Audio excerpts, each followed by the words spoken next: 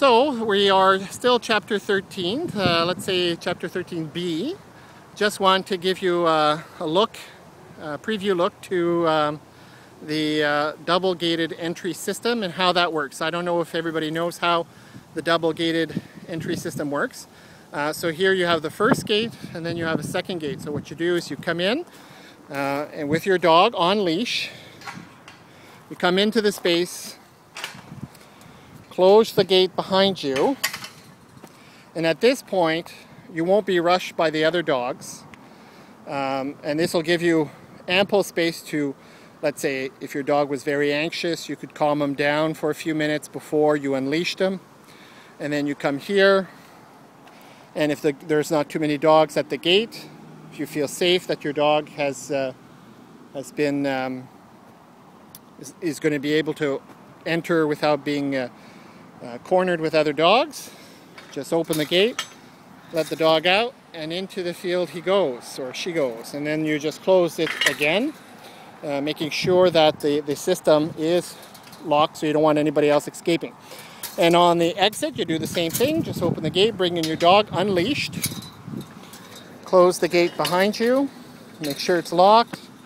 You would leash your dog at this point, and only one person at a time.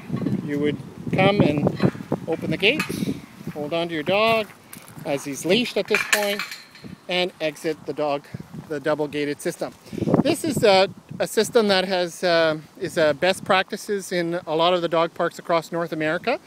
The idea behind this is that outside this area, the dog is to be leashed at all times. Inside the double gated system, because it's called a double gated system because you have the first gate here and then the second gate there. And this is a transition zone where you leash and unleash your dog going in and out of the leash area. So again, this is the small dog area. So a small dog area is for dogs that are 15 inches from the shoulder to the ground and less than 25 pounds. So if your dog is taller than 15 inches from the shoulders down, he would be classified as a large dog and would have to go into the large dog area. Because here in small dogs, you're going to have really small dogs from Shih Tzus, from probably not teacup, but probably smaller dogs, Cairn Terriers, terriers of different terriers. So anyway, so this is for the small dog. So here in the small dog run area, it's 15 inches from the shoulder to the ground or smaller. And the large dog area is for dogs that are 16 inches or taller from the shoulders down and weigh more than 25 pounds. So again, you can see we've put boulders on the bottom temporarily until we can find a more permanent system. So ideally we would be putting eventually the flower beds here, or trees or brushes, or some kind of hedge, again, to reduce barking. So here we're still missing one set of signs for this end. You can see way in the distance, there are two white signs for the large dog area. As you can see, the one is when you first approach the area, and then the next sign is at the gate.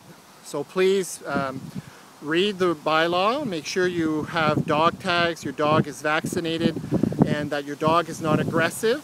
And I'd just like to remind everybody, this is not a petting zoo for children. It is a dog park.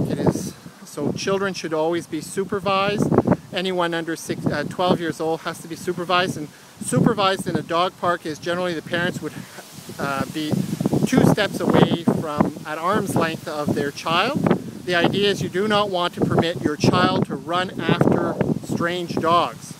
And if it's not your dog, then it's a strange dog.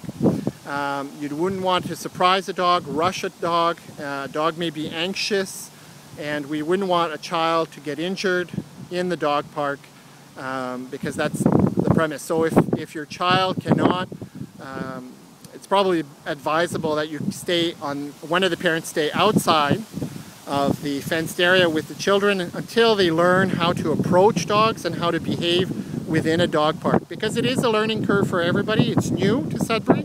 And a lot of Siberians with dogs haven't necessarily traveled to other dog parks across the province. So, and here we have the other flower beds that we've built, as you can tell, and you can see there that was done on the weekend. And we'll need more volunteers because we still have a lot more plants to, we need 2 more flower beds created, and we have more plants to be planted. So there you go. So that's the end of chapter 13B for the week of September 17th.